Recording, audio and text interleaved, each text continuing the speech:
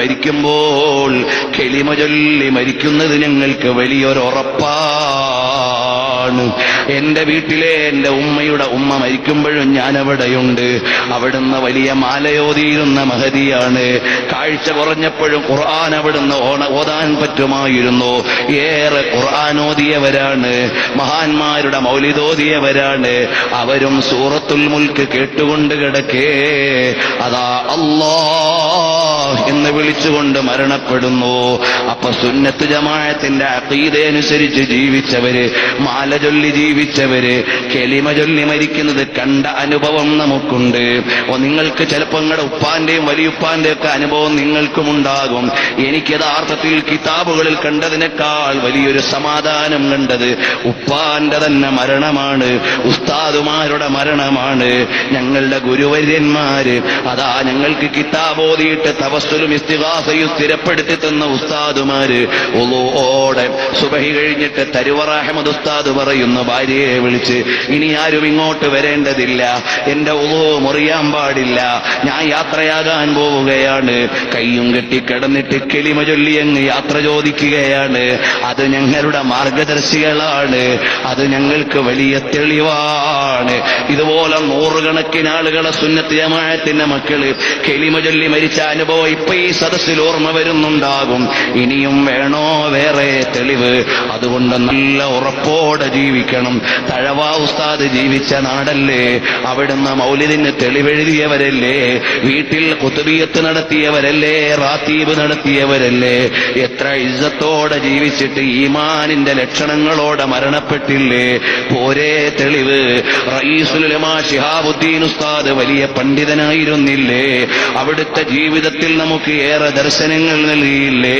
അതുപോലെ കണ്ണിയത്ത് അഹമ്മദ് ഉസ്താദ് അവറുകൾ കേട്ടിട്ടില്ലേ അവിടുത്തെ സൂക്ഷ്മത? ശംസുൽ ഉലമാ കെ അബൂബക്കർ ഉസ്താദ് അവറുകൾ അവിടുന്ന് സുന്നത്ത് ജമാഅത്തിന്റെ ആശയങ്ങൾ സ്ഥിരപ്പെടുത്തിയ വലിയ അലിമായിരുന്നില്ലേ? താജുൽ ഉലമാ അതാ ഈമാൻ കൊണ്ട് ഖൽബ് ലംഘി മരിക്കണമെന്ന് ദുആ ചെയ്ത് പ്രഭാവത്തോടെ മരിച്ചത് നമ്മൾ, വഫാത്തായത് നമ്മൾ കണ്ടില്ലേ, അറിഞ്ഞില്ലേ? ഇതൊക്കെ പോരെ നമ്മുടെ മനസ്സമാധാനത്തിന്? അഹ്മദ് ബിൻ ഹംബൽ തങ്ങൾ പറഞ്ഞില്ലേ, സുന്നത്ത് ജമാഅത്തിന്റെ ആളുകൾ അറിയപ്പെടുന്നത് ബിജനായിസിഹിം, അവരുടെ ജനാസ കൊണ്ടാണെന്ന്. മക്കയിലെ മുഹമ്മദ് അലവി മാലിക്കി തങ്ങളുടെ വിയോഗം നമുക്കൊരു പാഠമല്ലേ? അബ്ബാസ് ബിൻ അലവി അൽ മാലിക്കി തങ്ങളുടെ വിയോഗം അതാ അറബ് പത്രത്തിൽ എഴുതിയത് ഞാൻ ഉദ്ധരിച്ചിട്ടുണ്ട്. സഈദ റൂഹുഹു ഇലല്ലാഹ്, അറബി പത്രം എഴുതുകയാണ്, അദ്ദേഹത്തിന്റെ റൂഹ് അല്ലാഹുവിലേക്ക് ഉയർന്നു. അപ്പോൾ അദ്ദേഹം ലാ ഇലാഹ ഇല്ലല്ലാഹ് ചൊല്ലുന്നുണ്ടായിരുന്നു എന്ന് പത്രം എഴുതിയില്ലേ? ലോകം മുഴുവനും ബുറുദ പ്രചരിപ്പിച്ച മഹാനല്ലേ ബഹുമാനപ്പെട്ട അബ്ബാസ് ബിൻ അലവി അൽ മാലിക്കി തങ്ങൾ. അതെല്ലാം നമുക്കുള്ള സാധാരണക്കാർക്കുള്ള തെളിവുകളാണ്. പത്രം റിപ്പോർട്ട് ചെയ്യുമ്പോൾ പ്രത്യേകം എഴുതുകയാണ്, ചുണ്ടിൽ ലാ ഇലാഹ ഇല്ലല്ലാഹയോടാണ് ലോകം മുഴുവനും ബുറുദ ചൊല്ലി നടന്ന മഹാനായ അബ്ബാസ് മാലിക്കി തങ്ങൾ വഫാത്തായത്. ജനാസ കൊണ്ടുവരുമ്പോഴും ബുറുദ ചൊല്ലുകയായിരുന്നു എന്ന് അന്ന് അവിടെ ഹാജരുള്ളവർ എന്നോട് പറഞ്ഞിട്ടുണ്ട്. പിന്നീട് ഞങ്ങൾ അവിടെ ചെല്ലുമ്പോൾ അനുഭവസ്ഥരിൽ നിന്ന് കേൾക്കുകയാണ്, അതാ മസ്ജിദുൽ ഹറാമിൽ ലാ ഇലാഹ ഇല്ലല്ലാഹ് ചൊല്ലി ജനാസ കൊണ്ടുവരികയാണ്.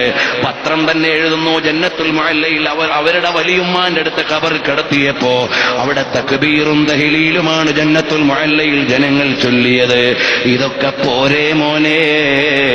അതുകൊണ്ട് ഈമാനോടെ ജീവിച്ച്, തഖ്വയോടെ ജീവിച്ച്, അല്ലാഹുവിന്റെ വജ്ഹിന് വേണ്ടി ജീവിച്ച്, ഹബീബായ നബി തങ്ങളെ ഇഷ്ടം വെച്ച് നല്ല ഖൽബോടെ റബ്ബേ മരിക്കുന്ന സമയത്ത് ഞങ്ങൾക്ക് കാമിലായ ഈമാൻ ഞങ്ങൾക്ക് നൽകണേ അല്ലാഹ്.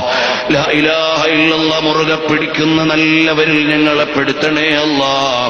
ഞങ്ങളിവിടെ ചെലവഴിച്ച സമയം നിനക്ക് പൊരുത്തപ്പെട്ട ഒരു ഇബാദത്താക്കി ഞങ്ങൾക്ക് നൽകണേ അല്ലാഹ്. ഒരു 10 സ്വലാത്ത് ചൊല്ലിയിട്ട് നമുക്ക് ദുആ ചെയ്ത് പിരിയാം. ഏറ്റവും നല്ല മജ്ലിസ് അല്ലാഹുവിന്റെ ഏകത്വം പറയുന്ന മജ്ലിസാണ്. ഇവിടെ പറഞ്ഞത് അതാണ്. അല്ലാഹു നമ്മെ സ്വീകരിക്കട്ടെ.